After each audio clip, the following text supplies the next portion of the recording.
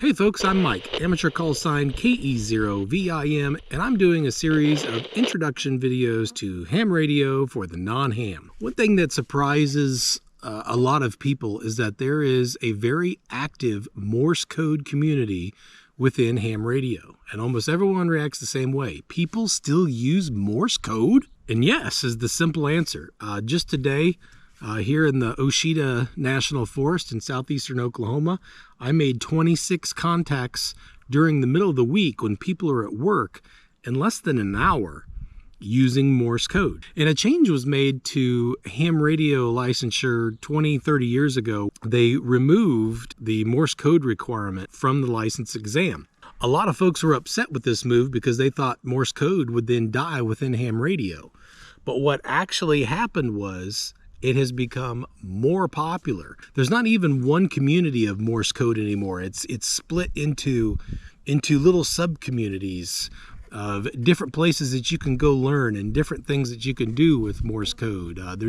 There are communities within the Morse code community now. And the cool thing about it is that a Morse code signal, if you look at it frequency by amplitude, a Morse code signal is very narrow. It's just a little spike. It's just a carrier signal. It's just a boop, and that's it. Compare that to the complexity of a voice, which produces, it's a very wide signal. Because of that added cross-section to the signal, it requires more power to get that signal to its destination strong enough so that it can be heard and understood. A Morse code signal has a very narrow cross-section, a very narrow bandwidth that when you pump some power in, it really cuts.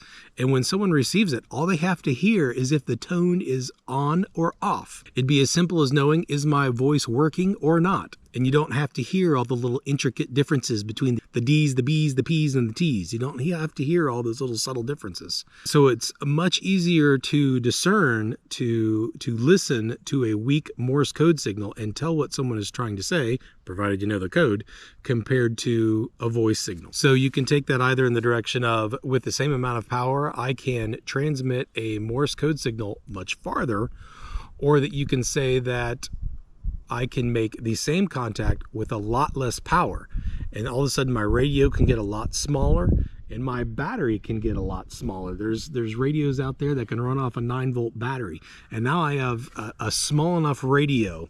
There's radios that are as small as a deck of cards that I could put in my backpack and hike up on a mountain, and with a wire antenna that I've got rolled up in there, I can make contacts from the top of a mountain that I've climbed with this little tiny radio. That'd be what we call a summit on the air activation, and the folks that do that are very active in the Morse code community. So that's a very long way of saying, yes, people still do Morse code. And there's a lot of people that have a lot of fun doing it. Once they get into it, it's what they do exclusively. They only work on Morse code. I'm Mike, KE0VIM, making introductory ham videos for the non-ham.